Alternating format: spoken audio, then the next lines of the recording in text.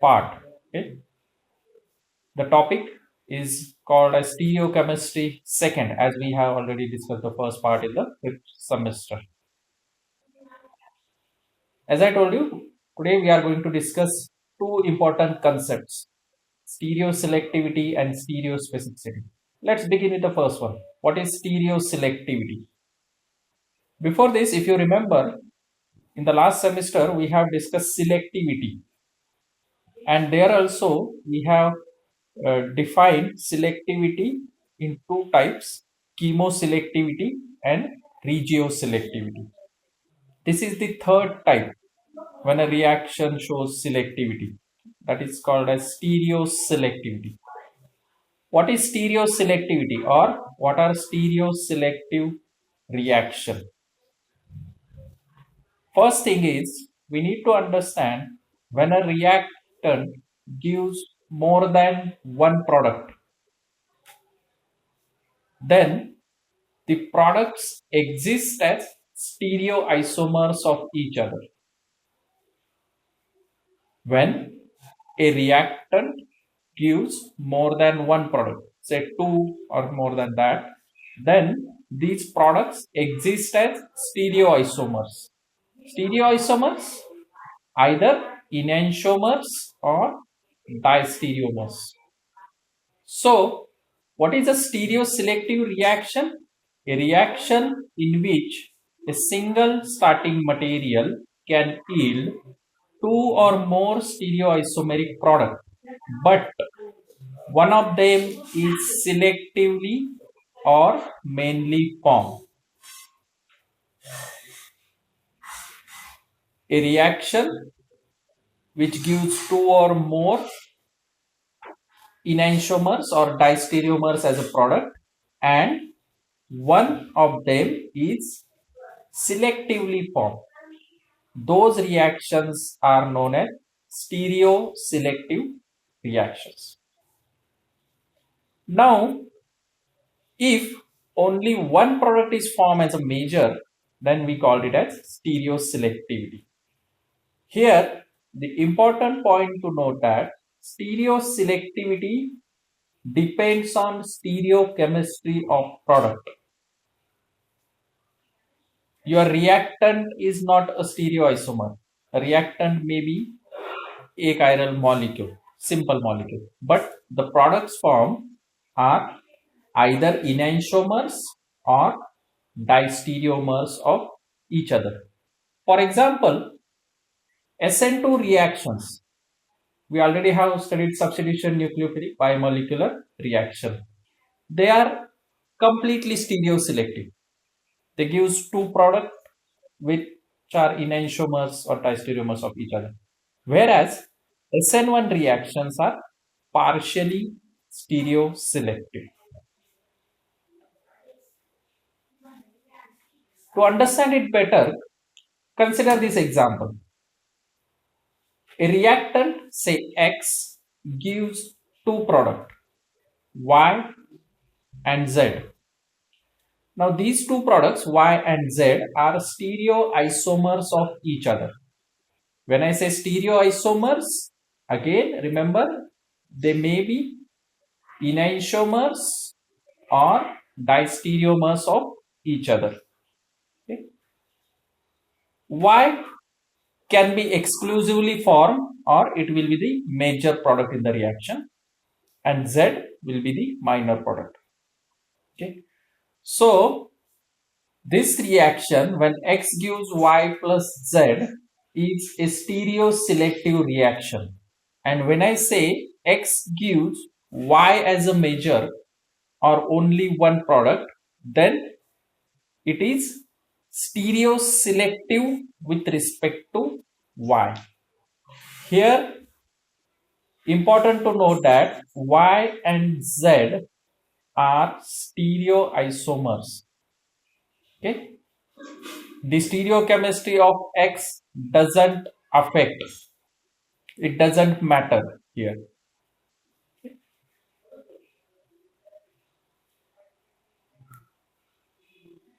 So let's move to the next slide. There is another possibility when reactants exist as stereoisomers. So, a reaction in which only one stereoisomer react among a mixture of stereoisomers available. Here, what we have, reactants are having a number of stereoisomers, but only one of them is undergoing reaction in the given conditions. Now, when I say two products form which are enantiomers or distereomers, so depending upon which stereoisomers are formed, say the product forms are enantiomers of each other and one of them is formed as a major or main product, then such type of reactions are called as enantioselective reaction and it exhibits enantioselectivity. So how we define it? A reaction which gives predominantly one enantiomer of a set of possible enantiomer is called enantioselective reaction. Again, I am repeating, a reaction which gives predominantly one enantiomer of a set of possible enantiomers is called enantioselective reaction. Okay. One enantiomer is formed in excess. Also, it is known as enantiomeric excess reaction. Okay. Here, for example, we have enzymatic reduction of pyruvic acid into plus lactic acid. This is 100% enantioselective reaction. What we observe here, pyruvic acid when reduced with lactic acid dehydrogenase, okay, it gives exclusively plus lactic acid, only one enantiomeric form. The other form minus lactic acid is not at all formed. Okay. So here we can say this reaction is 100% enantioselective. Okay. Pyruvic acid on reduction gives only one enantiomer of lactic acid. So this is 100% enantioselective reaction. Now similar to enantioselectivity, we can define distereoselectivity.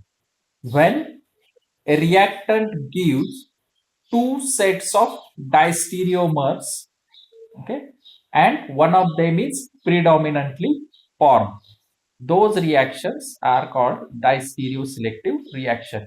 The definition we can write like this: a reaction which yields predominantly only one distereomer of a set of possible distereomers is called distereoselective reaction. If one distereomer is formed in excess, it is also known as distereomeric excess (DE) reaction. Now let's discuss with an example. Okay.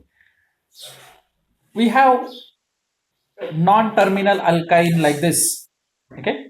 And if I want to do the partial reduction, the reaction conditions are of two types. Either we can use Lindlar's catalyst, which is hydrogen or palladium supported on barium sulfate. Okay. When non-terminal alkynes reduce with Lindlar's catalyst, it exclusively gives cis alkene as a product. Whereas the same non-terminal alkyne, when reduced using sodium in liquor ammonia, and ethanol is used as a solvent, the product which we get is a trans alkene. Okay. So here we can say the reaction is diastereoselective with respect to the reagent, okay, or the catalyst which we. Next is stereospecificity. Now here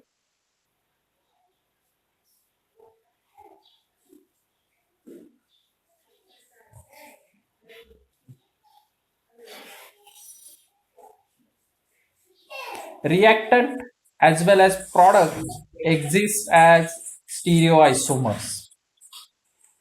In stereoselectivity, only products were exist as stereoisomers. Here, reactant as well as product exist as stereoisomers. When I say stereoisomers, it means enantiomers or diastereomers. So the definition is the reaction in which stereochemically different starting material reacts differently under same conditions and yield stereochemically different isomers of the product. A particular isomer of reactant produce a specific stereoisomer of product, whereas stereochemical nature of product depends on stereochemical nature of reactant. We'll discuss. Here we have two reactants, X and X dash, okay, which are stereoisomers of each other. They may be enantiomers or diastereomers. Okay, now you know that stereoisomers, enantiomers, or diastereomers. Say X and Y are enantiomers of each other, or stereoisomers of each other. They give two products, Y and Y dash, which are also stereoisomers of each other. Such reaction are known as stereospecific reactions. Enantiospecificity. A particular enantiomer of reactant gives a specific enantiomer of the product. Then it is called enantiospecific reaction. Example, in a SN2 reaction starting with an enantiomer of 2-bromooctane. Okay? The starting compound here is an enantiomer of 2-bromooctane. Okay? And it gives me the 2-octanol plus 2-octanol. Okay? Now here you understand this enantiomer minus enantiomer of reactant gives me plus 2-octanol, one enantiomer of the product only. Okay, we don't get here the mixture of the product or the other enantiomer minus octanol. Okay, minus 2-bromooctane gives only plus 2-octanol. So this is known as enantiospecific reaction. If we have diastereomers, then it is defined as a particular diastereomer of reactant gives a specific diastereomer of the product. Then it is called as diastereospecific reaction.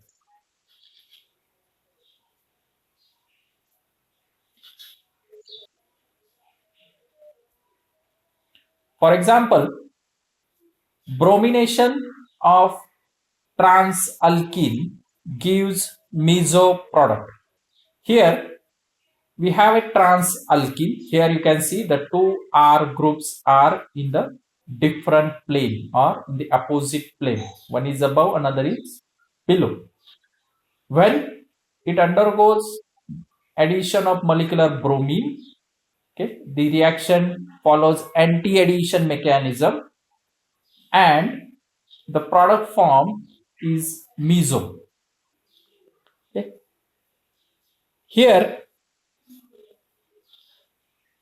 we can say the reactants are present in two distereomeric form, cis-alkene or trans-alkene. Out of these two, we have taken only trans-alkene, and which gives me the meso product, exclusively meso product. Okay, only one distereomer. But if the bromination of cis-alkene is done, another distereomer of the reactant, then it gives a racemic mixture. Okay, now this is a distereospecific reaction. Okay, reactants are distereomers of each other, cis-alkene and trans-alkene. On bromination, it gives meso product or racemic mixture, which are also distereomers of each other, and they gives exclusive or specific product formation. So that is why it is called as distereospecific reaction. Now moving towards next, what is the relationship between stereospecificity and stereoselectivity? This is very important. All stereospecific reactions are stereoselective. Remember this statement, all stereospecific reactions are stereoselective. Why? Because one of the product is stereo, or one of the product is selectively formed.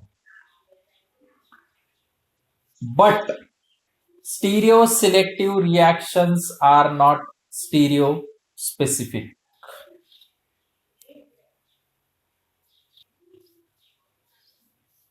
Okay, stereoselective means the stereochemistry of reactant doesn't matter.